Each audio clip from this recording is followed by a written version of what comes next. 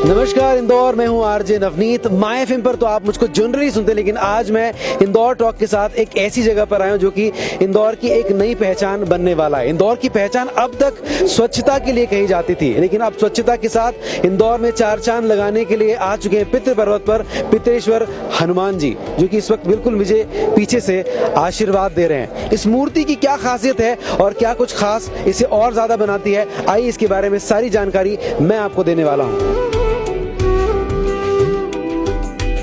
पितृ पर्वत पर विराजमान हनुमान जी की मूर्ति 71 फीट ऊंची और 108 टन वजन की है। हनुमान जी के सिर के ऊपर जो छत्र है वो 18 फीट का है। उस पर 108 बार राम नाम का मंत्र लिखा हुआ है और हनुमान जी की गदा 45 फीट लंबी है।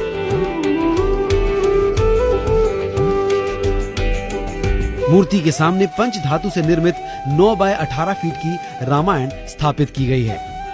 प्रतिमा की स्थापना के लिए 121 बाय 121 फीट का चबूतरा बनाया गया है, जो जमीन से 14 फीट ऊंचा है। वास्तु के अनुसार प्रतिमा का मुंह दक्षिण पश्चिम दिशा की ओर रखा गया है। मूर्ति का निर्माण ग्वालियर के कारीगर प्रभात राय के सानिध्य में 125 कारीगरों ने 7 साल में पूरा किया।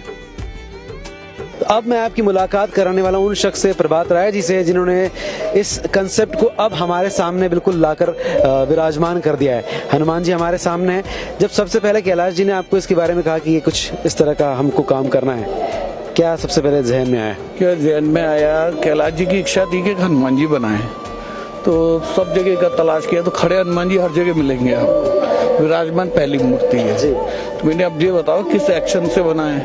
कैलाश जी ने एक्शन करके बताया। अच्छा, उन्हीं के ही फोटो खींच करके मूर्ति को एनलार्ज किया। अरे वाह।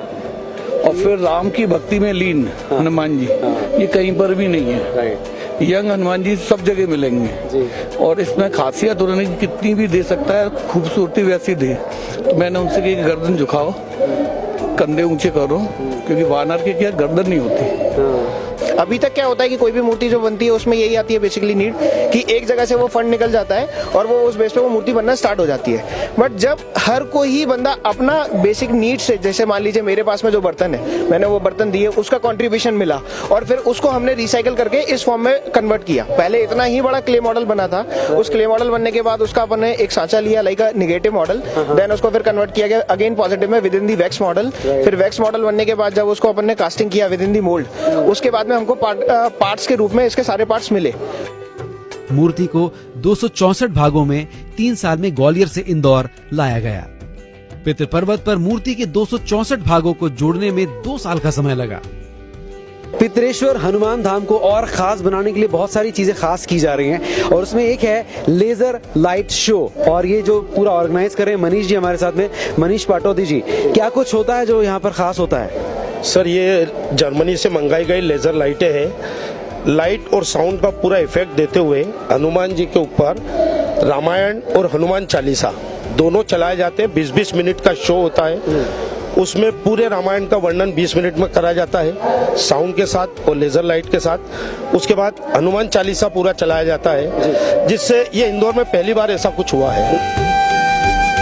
हनुमान जी की मूर्ति पर फ्रांस से मंगाए 150 किलो और 99 कैरेट एक्रेलिक गोल्डन पेंट का उपयोग किया गया है, जो देश में पहली बार किसी मूर्ति पर प्रयोग किया गया है।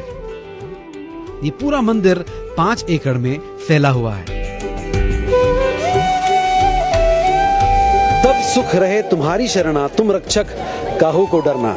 सारे डर, सारी दुविधाएं, सारी चिंताएं खत्म हो जाती जब आप भगवान हनुमान जी की शरण में आ जाते हैं। और ऐसे ही कुछ अनुभूति मुझे यहाँ पर आने के बाद हुई है पितृ पर्वत पर। अगर आप भी चाहते हैं कि आप इस अनुभूति को एक्सपीरियंस करें तो आपको यहाँ पर पितृ पर्वत पर जरूर आना होगा। बहुत ही खूबसूरत जगह है, बहुत ही खूबसूरत थॉट के साथ, विचार के साथ बनाई गई है और आने वाले टाइम पर ये बात पक्की है कि इंदौर की पहचान बनने वाली है। मैं हूँ आरजे नवनीत, इंदौर टॉक के साथ।